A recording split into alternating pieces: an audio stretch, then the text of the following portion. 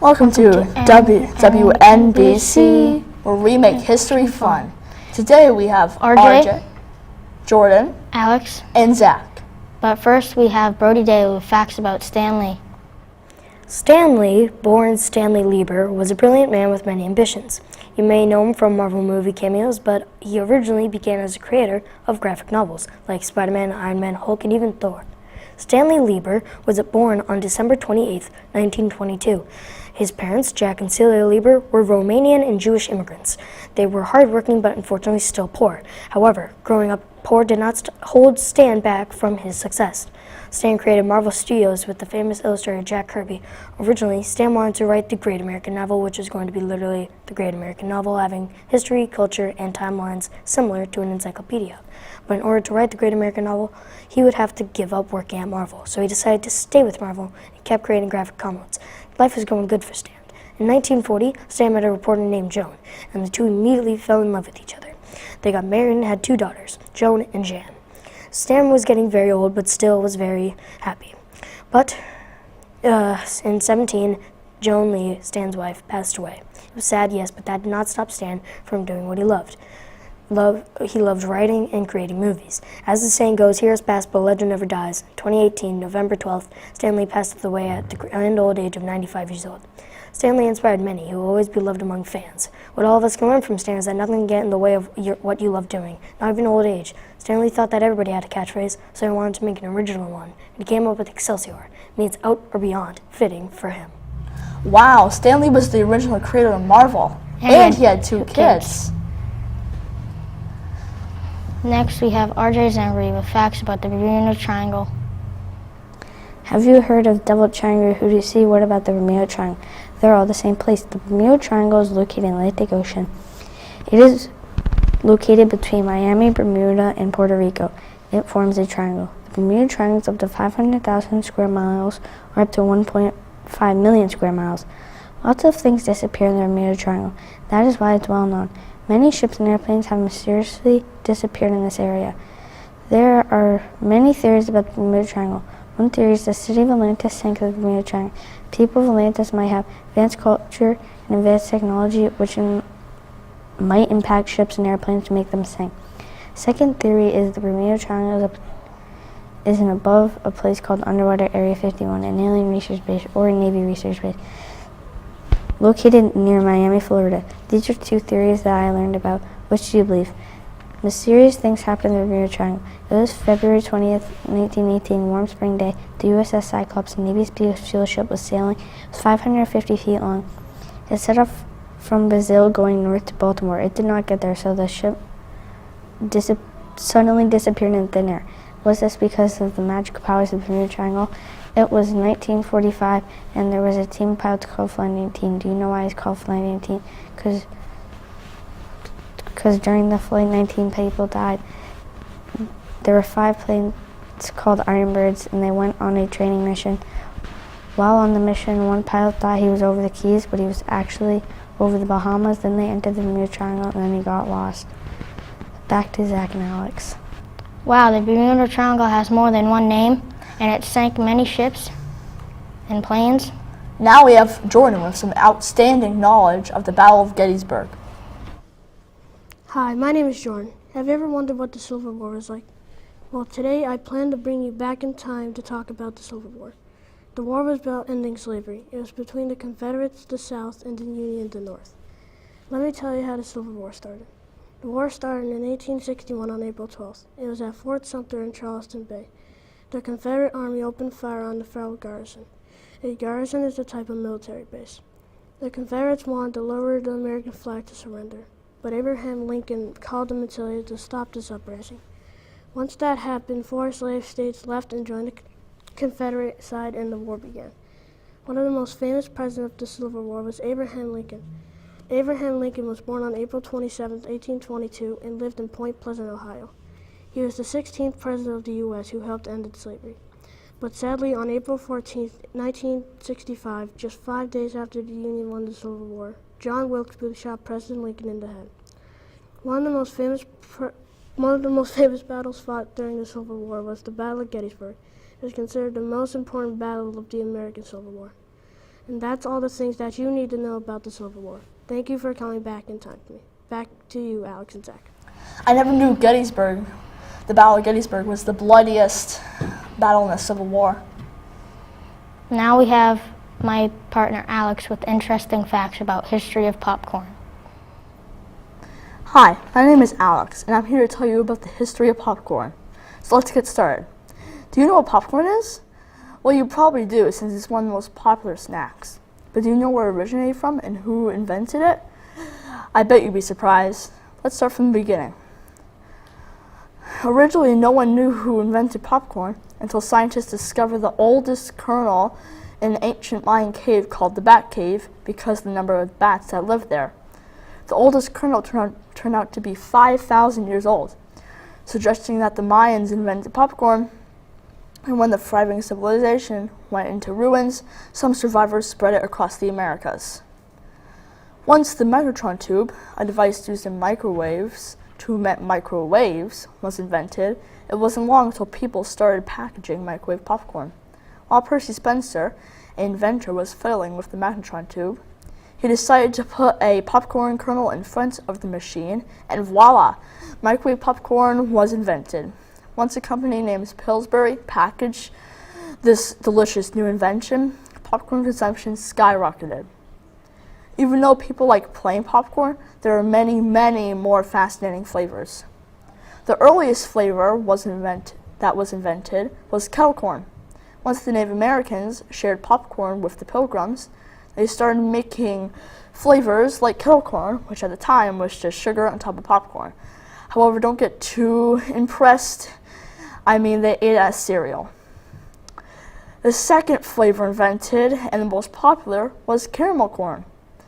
It was invented by two German immigrants named Frederick and Louise Ruckenham, who were fascinated with creating different popcorn flavors. Ironically, they are the founders of Cracker Jack, a very famous popcorn brand still made today by Frito-Lay.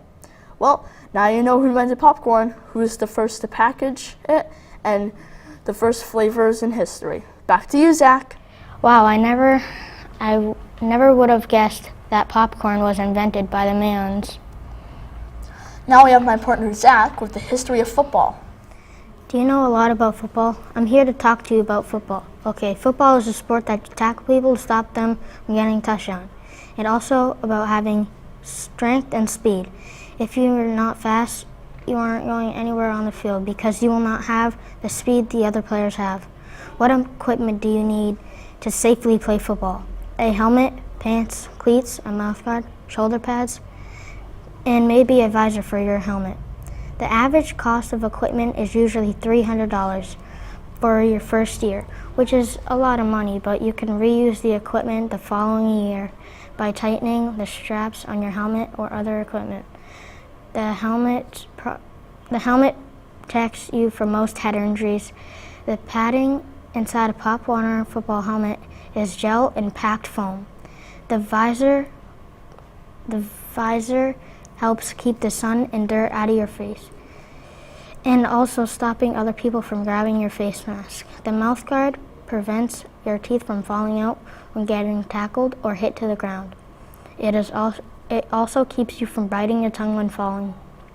Your shoulder pads cover your shoulders and also protect you from seriously damaging your body during a fall. Your football pants help you protect your thighs, knees, and midsection, and also your tailbone. Your cleats grip the grass so you don't break or twist your ankle. Pop Warner is a starter program for kids between the age of 7 to 14 who are interested in learning how to play the sport.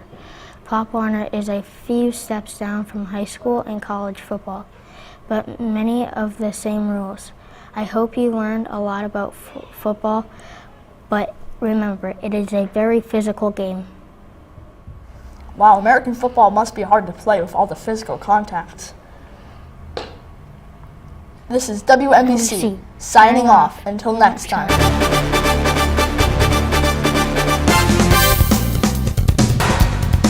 Hi, welcome to WJOK, and I am Joshua Cody. And I'm William Grundy, and we are learning about fun history. Next, we have Kai, who will be talking about Will Ferrell. What I recognized when I started doing communion was that I'm probably not the wittiest, not the fastest on my feet, but the one thing I can guarantee is that I won't hold anything back. That's one of Will Ferrell's famous quotes. Hi, I'm Kyle. I'm going to talk to you about Will Ferrell, his childhood. Will Ferrell was born in Irvine, California on July 16, 1967, to Lee and Kay Ferrell. Will Ferrell's father was a keyboard player in the band, and his mother was a teacher. He also has a younger brother named Patrick. His parents got divorced when he was 8 years old. When he was little, he loved making his friends laugh, which helped him with his sense of humor when he grew up.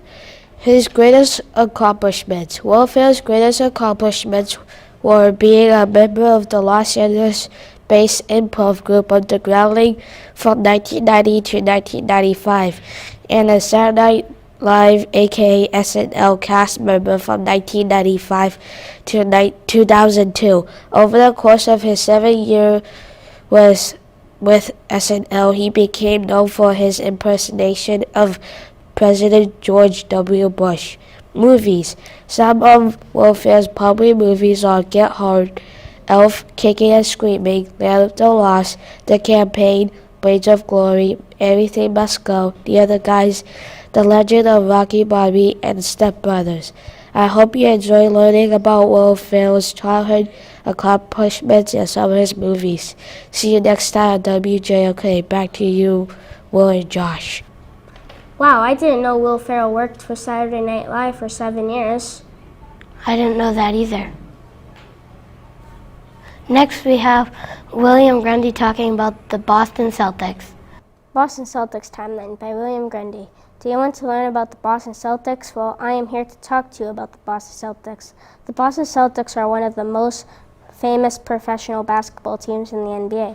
They have 17 NBA championships and have a long list of Hall of Fame players. I am going to try to squeeze in over 70 years of basketball history into 2 minutes. Here we go. 1946-1969. Boston Celtics were founded by Walter A. Brown and started their existence on June 6, 1946. They are one of the original 8 NBA teams. The Celtics won 11 championships between the 1946-1969 seasons, with Hall of Fame center Bill Russell and guard Bob Cousy, which is half of the Celtics championships. Both Bill Russell and Bob Cousy retired 1979-1992. The Celtics drafted a future legend forward Larry Bird in 1978. However, he was not the only legend to play with the Celtics during their success in the 1980s and the early 1990s. They also had Kevin McHale and Robert Parrish. This team won 3 NBA championships between the 1979-1992 seasons. During this time, they had an amazing rivalry with the Lakers and created much of the success the NBA now has. The 3 best players on the Celtics were called the Big Three, but the Big Three retired. 1998-2014. The Celtics were not viewed as a good team during the 1998 season, and because of this, they were able to draft Paul Pierce in 1999. But the Celtics still struggled and were not good enough to return in the NBA Finals. In 2007, the Celtics traded for 2 All-Stars, Kevin Garnett and Ray Allen. They added a new Big Three, and this team was good enough to make it to the Finals. They made the finals of the 2008 seasons, where they were able to beat their heated rivals, Lakers, in Game 7 to win their 17 championships. But Paul Pierce and Kevin Garnett unfortunately got traded to the Brooklyn Nets, and Ray Allen left as a free agent to the Miami Heat. 2017-2018. The Celtics struggled during the 2017 seasons. They lost their 2 best players, but that didn't stop them because they went to the third round with LeBron James. They sadly finished 4-3, ending a surprising season. Hope you enjoyed learning more about the Celtics. Back to you, Josh. Over to you, Oliver, for some interesting facts about the Pentagon. It was Tuesday, September 11, 2001 at 9:37 in the morning. A plane hit the Pentagon. The Pentagon was built as a military base in World War II. The Pentagon is a 5-story building. It was the biggest military base and office building at the time. On this fateful day, 19 hijackers took over 4 planes from different airports, heading to different places. One of the planes crashed into a field in Shanksville, Virginia. The passengers on this plane attacked the hijackers. The plane was to fly to LA and it took off at Dallas, Virginia. 2 other planes crashed into the Twin Towers in New York City. The last plane crashed into the Pentagon in Washington, D.C. The damage to the Pentagon was critical to the southwestern side of the building. It got destroyed in a plane crash. It took days to put out the fire. Smoke and debris was everywhere. The southwestern side of the building collapsed and many people in this part of the building died. Rescuers with sniffer dogs were used to find survivors during the cleanup and search for survivors. American flags were raised. The workers found pieces of plane. It took 1 year to fix the building. 184 people and workers died during the crash at the Pentagon. A memorial was built in remembrance of these people. The memorial has benches to sit on. The benches have light bulbs under see-through glass. The memorial is in Washington, D.C. On the benches it says, "We claim this ground in remembrance of the event of September 11, 2001, to honor the 184 people whose lives were lost, their families, and all who sacrificed that we may live in freedom. We will never forget. This is to remember the people who lost their lives in the attack of September 11, 2001, or known as the 9/11 attack. The date in the day is the saddest day in history for firefighters. In conclusion, the 9/11 attack is one of the saddest days in American history." I didn't know the Pentagon was an army base in World War II. Over to you, Josh, who will be talking about NFL great players. Hi, my name is Josh. I will be talking to you about famous football players from the NFL. Do you want to be a GOAT? Did you know that Tom Brady is a GOAT? Tom Brady is known as the greatest of all time because he has the best quarterback in NFL history. That makes him the GOAT. Tom Brady has been playing on the Patriots since 2000. Before playing on the Patriots, he played for Michigan State in college. His nickname was Tom Terrific. In the NFL draft, his draft number was 199. Isn't that amazing? He was at the bottom of the draft, and now he is the GOAT. Tom has been the quarterback every time the Patriots have won the Super Bowl. He has won 6 Super Bowl championships.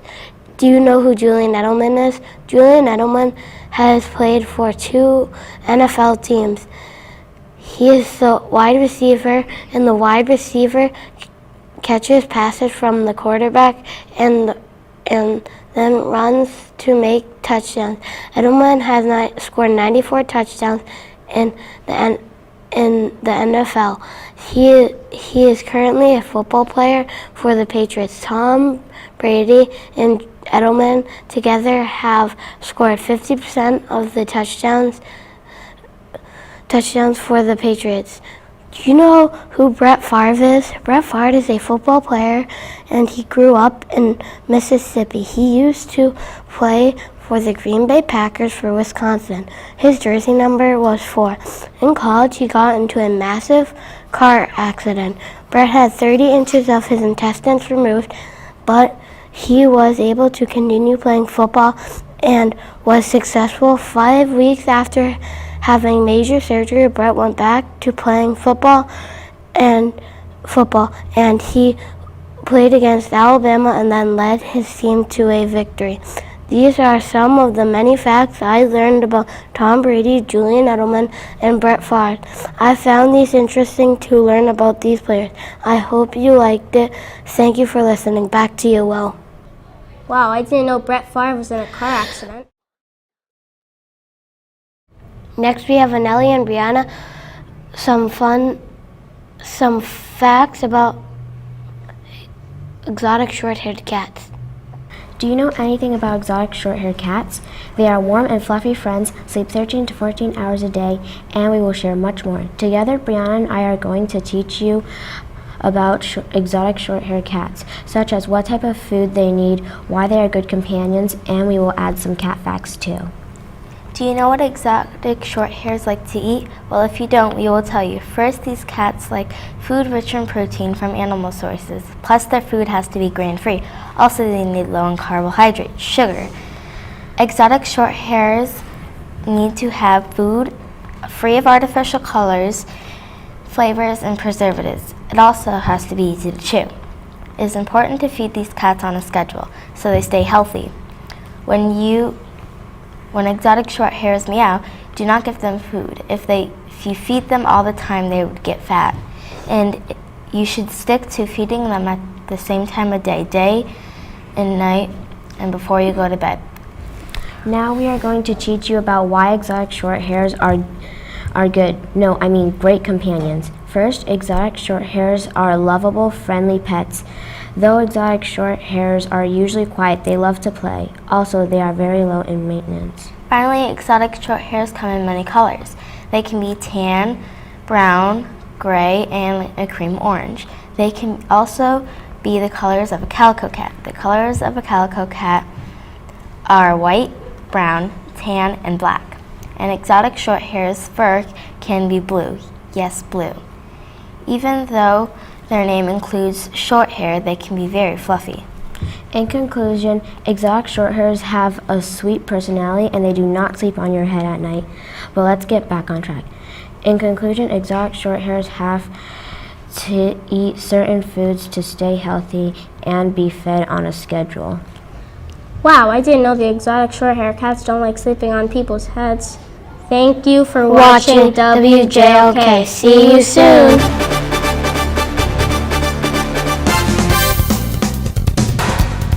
Hi, I'm Gretchen. And I'm Evan. And we're reporting from WJEG. First up, we have Jack giving a report about electric guitars. Hi, my name is Jack, and I'm here to tell you about electric guitars. Do you think you're an expert on electric guitars? Let's begin with the history of electric guitars. The first electric guitar was built in 1931 by George Beauchamp and Paul Barth. Both Paul and George teamed up with a man named Adolf Rickenbacker to create the first electric guitar company, Rickenbacker. Even though this was an amazing breakthrough, electric guitars were not mainstream until after World War II. Today, electric guitars are one of the most popular instruments used in all kinds of music such as pop, country, jazz, blues, hip-hop, and of course, rock. Now I'll talk about the different kinds of electric guitars. There are many different kinds of electric guitars and each has a special purpose. Solid body guitars are the most common and they get their name because they're made out of mostly solid wood, fiberglass, aluminum, or in some instances, carbon fiber. Solid body guitars usually play the loudest and they often start in melodies. These types of guitars have 6 strings, each tuned to different pitches. Bass guitars are lower guitars. They most often have 4 strings. Bass guitars form the rhythmic section of a band along with the percussion. There are also many other types of lesser known electric guitars, such as 12-string guitars and even guitars with 2 sets of strings. Now I'll talk about a very important aspect of electric guitars, and that is how they work. Electric guitars work in a very specified way, and if the guitar is built wrong, it might not work correctly. To start it off, when an electric guitarist plucks the strings of an electric guitar, the pickups, located under the strings, translate the vibration of the strings into an electric current. The electric current travels out of the guitar using wires and into a device outside of the guitar called an amplifier. In the amplifier, the speakers translate the electric current into sound. As you can see, the invention of the electric guitar is an amazing one. From the first electric guitar to the ones built today, electric guitars help form the basis of what we call modern music. Back to you, Evan and Gretchen. Wow, I had no idea that electric guitars could have up to 12 strings at once. Yeah, that's a lot. Next up, we have Jennifer Raza telling us about the tragedy of the Twin Towers. Hi, I'm Jen, and today I'm going to be informing you about September 11, 2001. Everyone at the World Trade Center screams as the South Tower comes rumbling down, then the North Tower. People are rushing to get away from the Twin Towers. Unfortunately, some are trapped in the towers. On the tragic day of September 11, 2001, 2,750 innocent people died in all. The Twin Towers were once the tallest buildings in New York. According to PBS News, they were 1,368 feet tall and 1,362 feet tall. They had 110 stories, but they didn't just pop out of nowhere. It was a long process taking from 1966 to 1973. The North Tower was finally completed in 1970, while the South Tower was finished in 1972. These amazing buildings were designed by Minoru Yamasaki. He had designed many other buildings before, but the World Trade Center was his biggest project. The Twin Towers had 10 million square feet of office space, enough for about 35,000 people. Although it had office space for 35,000 people, it could still hold up to 40,000 people. On September 11, 2001, a terrorist group called Al-Qaeda had 19 members hijack 4 U.S. planes. The reason they did this was because they wanted to attack the Twin Towers and other monumental buildings. they hijacked 2 planes to crash into the Twin Towers. Al-Qaeda hijacked Flight 11 at 8:14 a.m., which was heading toward the North Tower, and Flight 175 between 8:42 and 8:46 a.m., which was heading toward the South Tower. Then at 8:46 a.m., Flight 11 crashed into the North Tower, the tower collapsing at 10:28, taking 12 seconds. Next at 9:03 a.m., Flight 175 crashed into the South Tower, taking only 10 seconds. This tragedy caused the U.S. to change in many ways. The U.S. had an increase of security everywhere, but mainly at airports, government buildings, and public events. Also, the government improved how they shared information. Another thing they did was they had an operation in Afghanistan to find the people who were responsible for the attacks. But mainly, it changed the way many Americans saw the world. September 11, 2001 was a very tragic day for many Americans. With the stress of 2 planes crashing into New York's treasures, all of the people who had helped create the Twin Towers saw all of their effort crumbled into pieces. These amazing towers and the loss of so many lives will never be forgotten. Back to you, Gretchen and Evan. That is so sad that over 2,750 people died. Yeah, that's devastating. Next up, we have Evan sharing a report about Roberto Clemente. My name is Evan, and do you want to learn about the first Puerto Rican baseball player to have 3,000 hits? Then you should listen closely. Roberto Clemente Walker was born on August 18, 1934, to Melchor Clemente and Don Luis Walker. Roberto grew up in Carolina, Puerto Rico, with his 6 siblings. Roberto helped his father work on his cornfield with his free time. Roberto attended Vicencio High School, where he found his love of baseball. Sooner after, Roberto signed a contract for a Puerto Rican team called the Crabbers on October 9, 1952. After Roberto played a while with the Crabbers, his career was moved rapidly as Major League Baseball teams took notice. He went to Canada to play for the Montreal Royals. After playing a little while in Montreal, Roberto got called up to the big leagues to play for the Pittsburgh Pirates organization. Roberto played his first game in 1955 at an age of 18. Roberto had a very good career. He racked up a batting average of .317, 40 doubles, 160 triples, 240 home runs, and 1,305 RBIs. In his last game, he reached 3,000 hits in his career, becoming the first Puerto Rican player to have 3,000 hits. A little while after his final game, disaster struck. While Roberto was going to give people food in Nigeria, his life ended. He died in a plane going to Nigeria. He died at an age of 38. I hope you like learning about Roberto Clemente. Back to you, Gretchen. Wow, Evan, I can't believe that Roberto was the first Puerto Rican Major League Baseball player to have over 3,000 hits. Now we have Gretchen with a report about the Great Peshtigo Fire. Have you ever wondered about the dangers of forest fires? Hi, I'm Gretchen Murray, and I'm going to tell you about the Great Peshtigo Fire of Wisconsin. Most people don't know about the Great Peshtigo Fire, but that doesn't mean it wasn't horrible or dangerous. Part of this fire's deadliness was that nobody expected or even paid attention to it. Everybody else was distracted because on the same night as the Peshtigo Fire, the Great California Fire struck, gaining everybody's attention. The fire raced through Peshtigo at 90 to 100 miles per hour, destroying 12 pioneer towns or 1.5 million acres of land and killing over 1,200 people. The only way that the people of Peshtigo could survive through the flames without firefighters to spray down the fire was by taking cover in the river and battling the flames with soaked quilts and even their own hands. The effects of this Wisconsin tragedy were just as frightening and panicked as the fire itself. Hundreds of houses were destroyed and many people were left without homes or even families. Some of the people who died because of lack of food, lack of water, or lack of shelter from the fire's wrath. A few people even died because of the thick fog of smoke left after the fire passed through Peshtigo. Just think about what few options the people of Wisconsin had.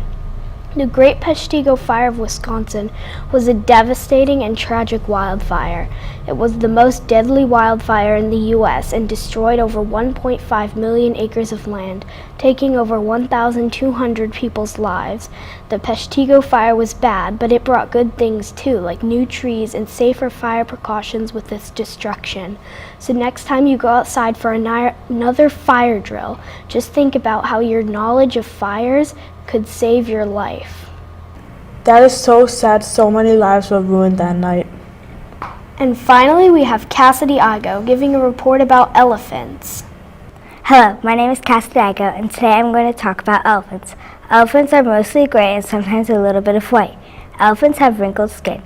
They have large ears and are highly intelligent. They love other animals and people who are kind and not harmful to them. Elephants range from 2 to 7 tons and are 2 to 4 meters tall, making elephants the largest living land animal. Elephants' trunks are a special feature of their body. According to SeaWorld, elephants' trunks are used for grasping, feeding, dusting, smelling, drinking, lifting, production, communication, defense, protection, and sensing. Elephants have 100,000 muscles and tendons in just their trunk. Another important trait of elephants are their tusks. Some elephants are living without tusks because these animals are in danger from poachers killing them for their ivory. Therefore, some elephants are adapting and growing no tusks. This helps them have a better chance of living and not being hunted for their tusks. Elephants like to eat many things like grass, small plants, fruits, bushes, and many more types of food. Most of these foods provide calcium for the elephants, which is good for them. Elephants will stay with their mothers for 2 or 3 years, unless they are females. Females will stay in the herd forever. Males usually go off and join other herds or live alone. While babies are with their mother, they will learn how to hunt, protect, and know their predators are, so that they will become independent and are able to be safe. A fun fact is elephants also have feelings like many other animals in the world. They have feelings like happy and sad. I think elephants are very interesting creatures. Do you think the same? My whole family loves these amazing animals. That's it for now. Back to you. Wow, I can't believe that elephants use their trunks for grasping, feeding, dusting, smelling, drinking, and even lifting. That's all the time we have. This is WJEG signing out.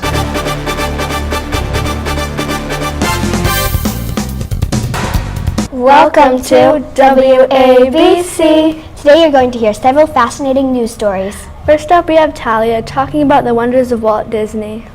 Hello, my name is Talia Bathridge. Do you know about the man who made Disney World? It's Walt Disney, of course. Walt's childhood. First of all, Walt Disney always caused trouble to just get attention. When Walt was a boy in class, he would always pull pranks. When Walt entered the room, everyone already knew it would happen. A prank. When Walt Disney was only 4, he moved to a farmhouse. Walt had to walk to school since his parents didn't have a lot of money to ride the bus to school. Walt is one of 5 children, 4 boys and a girl. Walt lived most of his childhood in Marceline, Missouri, where he began drawing, painting, and sending pictures to neighbors and family friends. Walt's greatest accomplishments. Secondly, did you know that Walt Disney created Mickey Mouse?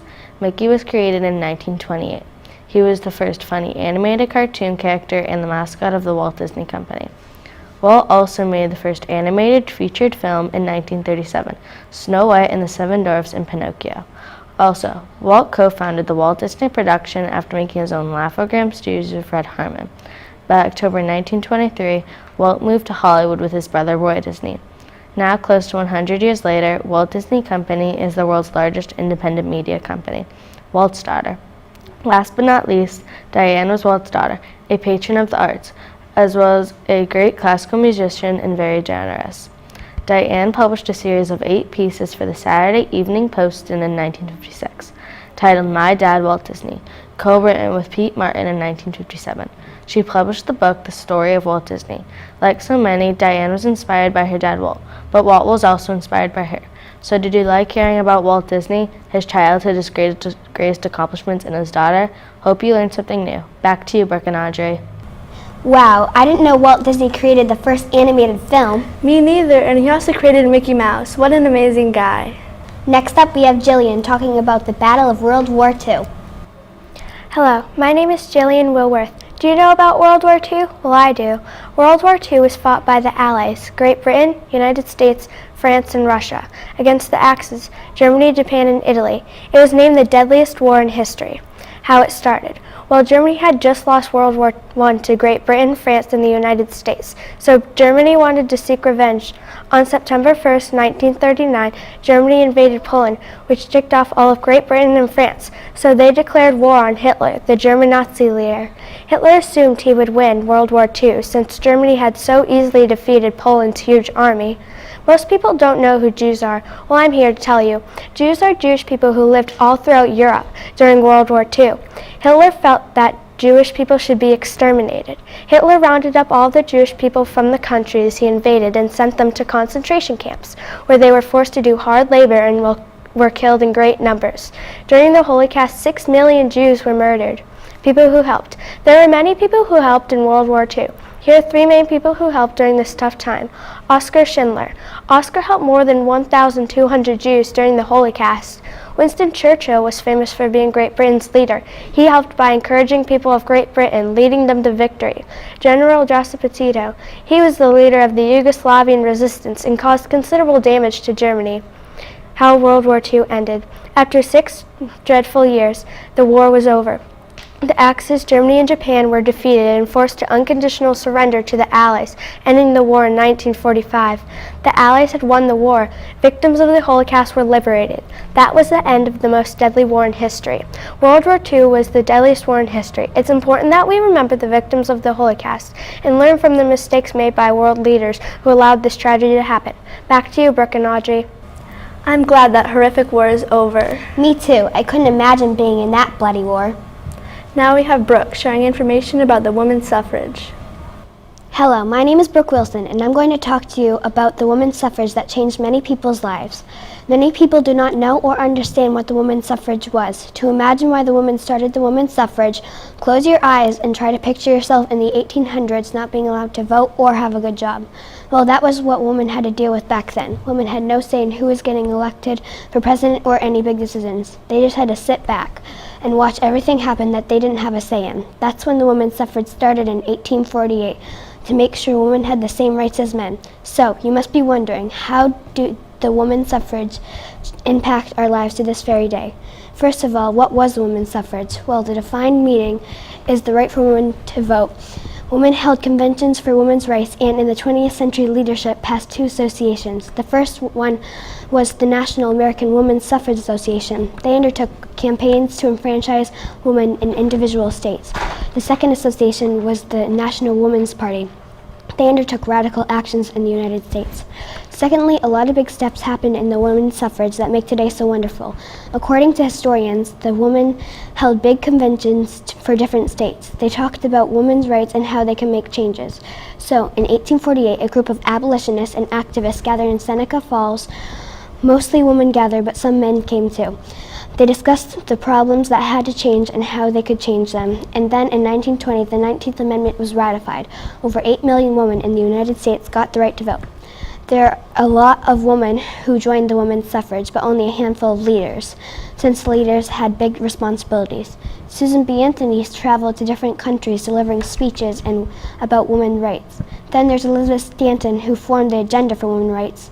And the last women's suffrage leader I'm going to talk to you about is Alice Paul. Alice Paul helped secure the passage of the 19th Amendment that granted the right for women to vote. Lastly, there have been huge changes in women's rights in the last decades. Women are allowed to vote and have the option to work or stay at home. Women have just as much rights as men in most states because of the women's suffrage. So you can say women can now run for president, which they used to not be able to do. So to sum it all up, the women's suffrage is the right for women to vote and to help make other girls' futures brighter. Back to you, Audrey.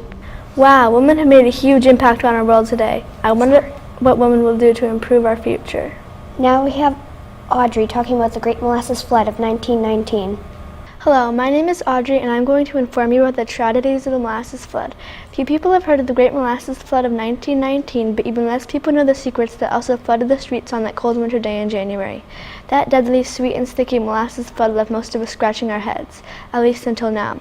The people who lived in the north end of Boston during the early 1900s were mostly immigrants who were often treated unfairly. So when the United States Industrial Alcohol, or the USIA, needed a place to put their towering tank of molasses, they thought it would be perfect to put it in the north end. According to historian Evans, the USIA wanted to make lots more money than they were originally making, so they built the tank way too quickly. The greedy men built a shoddy tank to hold all the 2.5 million gallons of molasses. Just 2 days before the flood happened, a ship with 2.3 million gallons of molasses dumped it all into the mammoth tank, causing it to go over its max capacity.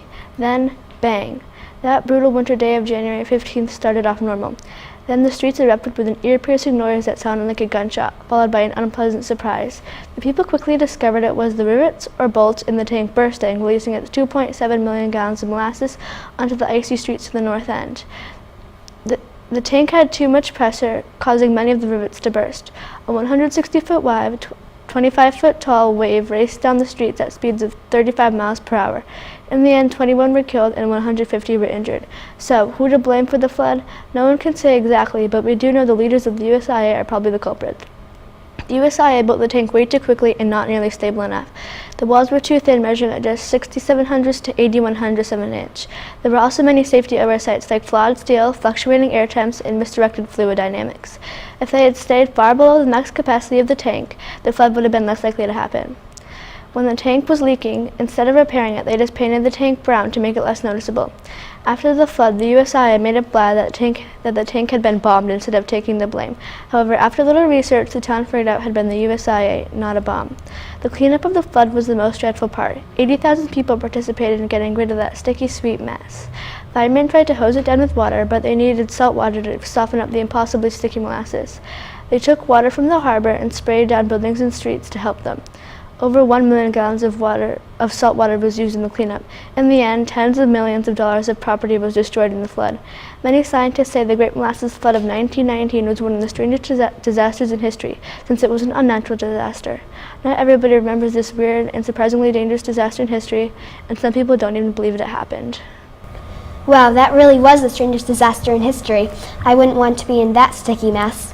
Finally, we have Colin telling us about Babe Ruth.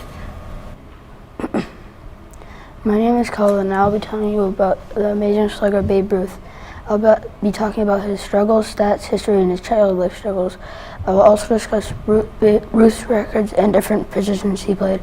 There is a lot of history about Babe Ruth. Now let's start with his teams. Babe Ruth first signed with the Orioles and then went to the Red Sox, and finally he ended with the Yankees. Babe Ruth was born on February 6, 1895 in Baltimore and died on August 16, 1948 due to lung cancer. Babe Ruth was one of the first 5 MLB players to be in the Hall of Fame. Babe Ruth holds many world records. He hit the most home runs. He had 714 home runs, but then you have to add his 15 home runs he hit in his last World Series game. So that's 729. I'll tell you some stats from Babe Ruth's career. He had 2,873 hits and 2,213 RBIs and won 7 World Series. Babe Ruth's childhood was hard for him, all day, every day. His parents had to work long hours so they could make money, and Babe Ruth had to help. When Babe Ruth was a child, he didn't have money, so he was poor. Babe Ruth did some bad things. He once threw tomatoes at the police. He was caught chewing tobacco and drinking as a child. Some facts you may not know about Babe Ruth is he was one of 2 people to hit 3 home runs in 3 innings during a World Series game. Babe Ruth's first wife died in a house fire. That is all about Babe Ruth. Hope you learned some things. You can also use Babe Ruth as a topic for a research project. He is a good choice. Back to you, Brooke and Audrey. Babe Ruth really was the greatest MLB player of all time. Wow, he really hit it out of the park with that news report. We hope you enjoyed. Thank you, and see you next time on WABC.